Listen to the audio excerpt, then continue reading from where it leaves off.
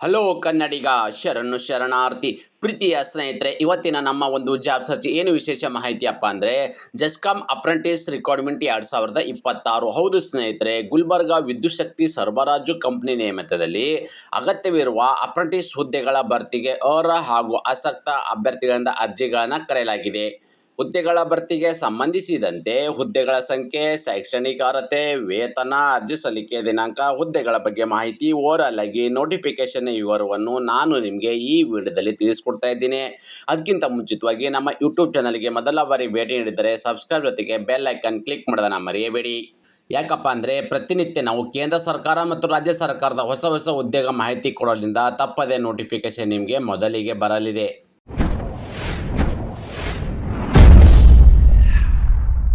ಸ್ನೇಹಿತರೆ, ಮೊದಲೇದಾಗಿ ನಾವಿಲ್ಲಿ ಹುದ್ದೆಗಳ ಬಗ್ಗೆ ಮಾಹಿತಿ ನೋಡ್ತಾ ಹೋಗೋಣ ಬನ್ನಿ.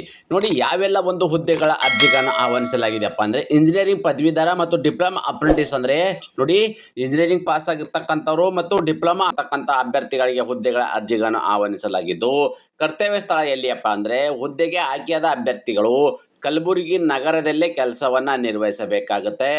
ಖಾಲಿ ಇರ್ತಕ್ಕಂಥ ಹುದ್ದೆಗಳ ಸಂಖ್ಯೆ ಎಷ್ಟು ಅಂತ ಒಟ್ಟಾರೆ ನೋಡಿದ್ರೆ 275 ಹುದ್ದೆಗಳ ಭರ್ತಿಗೆ ಅರ್ಜಿಗಳನ್ನು ಆಹ್ವಾನಿಸಲಾಗಿದೆ. ಎಷ್ಟಿರ್ತಕ್ಕಂಥದ್ದು? 275 ಹುದ್ದೆಗಳು. ಹಾಗಾದರೆ ಯಾವೆಲ್ಲ ಒಂದು ಹುದ್ದೆ ಕರೆದಿದ್ದಾರೆ, ಆ ಹುದ್ದೆಗೆ ಅನುಗುಣವಾಗಿರ್ತಕ್ಕಂಥ ಹುದ್ದೆಗಳ ಸಂಖ್ಯೆ ಎಷ್ಟು ಅಂತ ನಾವು ಮಾಹಿತಿ ನೋಡೋದಾದರೆ ನೋಡಿ, ಇಂಜಿನಿಯರಿಂಗ್ ಪದವೀಧರ ಅಪ್ರೆಂಟಿಸ್ ಹುದ್ದೆಗಳನ್ನು ಕರೆದಿದ್ದಾರೆ. 175 ಹುದ್ದೆಗಳ ಅರ್ಜಿಗಳನ್ನು ಆಹ್ವಾನಿಸಲಾಗಿದ್ದು, ಡಿಪ್ಲೊಮಾ ಅಪ್ರೆಂಟಿಸ್ ಹುದ್ದೆಗಳು ಕರೆದಿದ್ದಾರೆ. ಅವರಿಗಿರ್ತಕ್ಕಂಥ 100 ಹುದ್ದೆಗಳು. ಒಟ್ಟಾರೆಯಾಗಿ ಇಲ್ಲಿ ಇಂಜಿನಿಯರಿಂಗ್ ಇರ್ತಕ್ಕಂಥವರಿಗೆ 175, ಡಿಪ್ಲೊಮಾ ಅಪ್ರೆಂಟಿಸ್ಗೆ 100 ಹುದ್ದೆಗಳು. ಒಟ್ಟಾರೆಯಾಗಿ ಇಲ್ಲಿ 275 ಹುದ್ದೆಗಳ ಅರ್ಜಿಗಳನ್ನು ಆಹ್ವಾನಿಸಲಾಗಿದೆ. ಶೈಕ್ಷಣಿಕ ಅರ್ಹತೆ ನೋಡಿ, ಈ ಒಂದು ಹುದ್ದೆನ ಪಡೆದುಕೊಳ್ಳಬೇಕಾದ್ರೆ ನೀವು ಯಾವೆಲ್ಲ ಒಂದು ಕ್ವಾಲಿಫಿಕೇಷನನ್ನು ಹೊಂದಿರತಕ್ಕಂಥ ಅಭ್ಯರ್ಥಿಗಳು ಈ ಒಂದು ಹುದ್ದೆಗೆ ಅರ್ಜಿಗಳನ್ನು ಸಲ್ಲಿಸಬಹುದು ಅಂತ ನಾವು ಮಾಹಿತಿ ನೋಡೋದಾದರೆ ಇಂಜಿನಿಯರಿಂಗ್ ಪದವೀಧರ ಅಪ್ರೆಂಟಿಸ್ ನೋಡಿ, ಮಾನ್ಯತೆ ಪಡೆದ ವಿಶ್ವವಿದ್ಯಾಲಯದಿಂದ ಸಂಸ್ಥೆಯಿಂದ ಎಲೆಕ್ಟ್ರಿಕಲ್ ಮತ್ತು ಎಲೆಕ್ಟ್ರಾನಿಕ್ಸ್ ಇಂಜಿನಿಯರಿಂಗನ್ನು ಹೊಂದಿರಬೇಕು. ನೋಡಿ, ಎಲೆಕ್ಟ್ರಿಕಲ್ ಮತ್ತು ಎಲೆಕ್ಟ್ರಾನಿಕ್ಸ್ ಇಂಜಿನಿಯರಿಂಗನ್ನು ಹೊಂದಿರತಕ್ಕಂಥ ಅಭ್ಯರ್ಥಿಗಳು ಈ ಒಂದು ಹುದ್ದೆಗೆ ಅರ್ಜಿಗಳನ್ನು ಸಲ್ಲಿಸಬಹುದಾಗಿದೆ.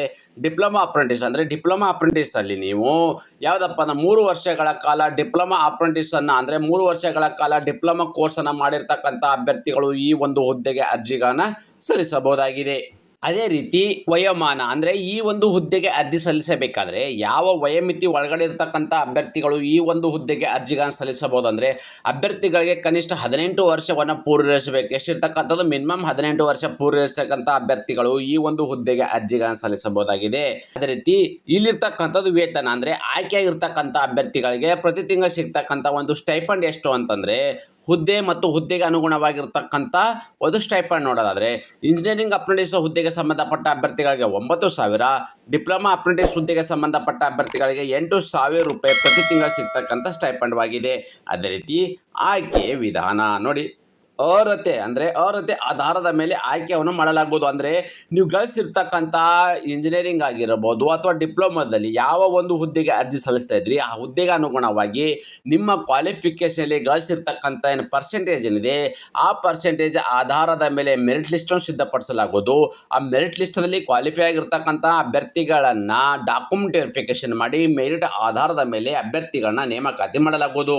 ಅದೇ ರೀತಿ ಅರ್ಜಿ ಸಲ್ಲಿಕೆ ವಿಧಾನ ನೋಡಿ, ಅಭ್ಯರ್ಥಿಗಳು ಈ ಹುದ್ದೆಗೆ ಆಫ್ಲೈನ್ ಮೂಲಕವೇ ಅರ್ಜಿಗಳನ್ನು ಸಲ್ಲಿಸಬೇಕು. ಈ ಆಫ್ಲೈನ್ ಮೂಲಕ ಅರ್ಜಿಗಳನ್ನು ಹೇಗೆ ಸಲ್ಲಿಸಬೇಕೆಂಬುದನ್ನು ಮುಂದೆ ಹೇಳುತ್ತೇನೆ, ಗಮನಿಸಿ.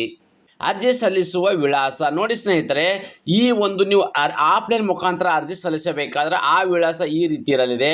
ಪ್ರಧಾನ ವ್ಯವಸ್ಥಾಪಕರು ಮತ್ತು ನಿಗಮ ಕಚೇರಿ ಏನಕ್ಕೆ ಗುವಿಸಕನಿ ಅಂದರೆ ಗುಲ್ಬರ್ಗ ವಿದ್ಯುತ್ ಶಕ್ತಿ ನಿಗಮದಲ್ಲಿರ್ತಕ್ಕಂಥ ಸ್ಟೇಷನ್ ರೋಡ್ ಕಲಬುರಗಿ 585102 ಈ ಒಂದು ಅಡ್ರೆಸ್ಗೆ ತಮ್ಮ ಅಪ್ಲಿಕೇಶನನ್ನು ಕಳಿಸ್ಕೊಡ್ತಕ್ಕಂಥದ್ದು.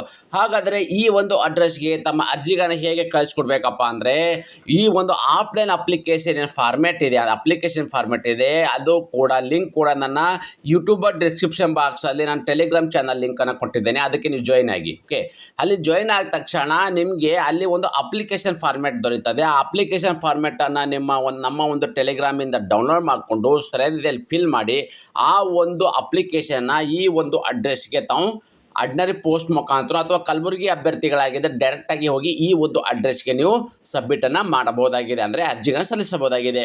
ಅದೇ ರೀತಿ ಅರ್ಜಿಯ ಶುಲ್ಕ, ಅಂದರೆ ಅರ್ಜಿ ಶುಲ್ಕ ಇರುವುದಿಲ್ಲ. ಯಾವುದೇ ಕೆಟಗರಿ ಸಂಬಂಧಪಟ್ಟ ಅಭ್ಯರ್ಥಿಗಳಿಗೆ ಅರ್ಜಿ ಶುಲ್ಕದಿಂದ ವಿನಾಯಿತಿ ನೀಡಲಾಗಿದೆ. ಅರ್ಜಿ ಸಲ್ಲಿಸಲು ನಿಗದಿಪಡಿಸಿದ ದಿನಾಂಕದ 7 ನೋಡೋದಾದರೆ ಅರ್ಜಿ ಸಲ್ಲಿಸಲು ಪ್ರಾರಂಭ ದಿನಾಂಕ ಮೇ 18, 2026 ಪ್ರಾರಂಭವಾಗಿದ್ದು, ಅರ್ಜಿ ಸಲ್ಲಿಸಲು ಕೊನೆಯ ದಿನಾಂಕ ಜೂನ್ 5, 2026 ಇಷ್ಟರೊಳಗಡೆ ತಮ್ಮ ಅರ್ಜಿಗಳನ್ನು ಸಲ್ಲಿಸಬೇಕಾಗತ್ತೆ. ನೋಡಿ ಸ್ನೇಹಿತರೆ, ತಾವುಗಳು ಗಮನಿಸಬಹುದಾಗಿದೆ, ಈ ಥರ ಒಂದು ಭಾವಚಿತ್ರ ಹಾಕಬೇಕು. ನಿಮ್ಮ ಹೆಸರು, ಓಕೆ, ತಂದೆ ಹೆಸರು, ಓಕೆ, ಪುರುಷ ಇರ್ತಕ್ಕಂಥ ಅಥವಾ ಮಹಿಳಾ ಅಭ್ಯರ್ಥಿಗಳಾಗಿದ್ದರೆ SLC ಅಂಕಪಟ್ಟಿ ಇರ್ತಕ್ಕಂಥದ್ದು, ಓಕೆ, ಈ ಥರದ್ದು ಇರ್ತಕ್ಕಂಥ ಒಂದು ಬೇಸಿಕ್ ಇನ್ಫಾರ್ಮೇಷನ್ ಎಲ್ಲ ಇದು ಫಿಲ್ ಮಾಡಿ, ಸ್ಥಳ, ದಿನಾಂಕ, ನಿಮ್ಮ ಅರ್ಜಿದಾರ ಸೈನ್ ಹಾಕಿ ಈ ಒಂದು ಅಪ್ಲಿಕೇಶನ್ ನಾನು ಮೊದಲೇ ಹೇಳಿದ್ದ ಒಂದು ಅಡ್ರೆಸ್ಗೆ ತಮ್ಮ ಅರ್ಜಿಗಳನ್ನು ಈ ಒಂದು ಫಾರ್ಮೇಟಲ್ಲಿ ತಮ್ಮ ಅರ್ಜಿಗಳನ್ನು ಸಲ್ಲಿಸ್ತಕ್ಕಂಥದ್ದು. ಅದೇ ರೀತಿ ನಾನು ಕೊಟ್ಟಿರ್ತಕ್ಕಂಥ ಉದ್ಯೋಗ ಮಾಹಿತಿ ನೀವು ಇಷ್ಟಪಡುತ್ತೀರಿ ಎಂದು ಭಾವಿಸುತ್ತೇನೆ. ಈ ಉದ್ಯೋಗ ಮಾಹಿತಿ ನಿಮಗೆ ಇಷ್ಟವಾದರೆ ನಿಮ್ಮ ಫ್ಯಾಮಿಲಿಗೂ ಫ್ರೆಂಡ್ಸ್ಗೂ ಶೇರ್ ಮಾಡೋದನ್ನು ಮರೆಯದಿರಿ. ಧನ್ಯವಾದ.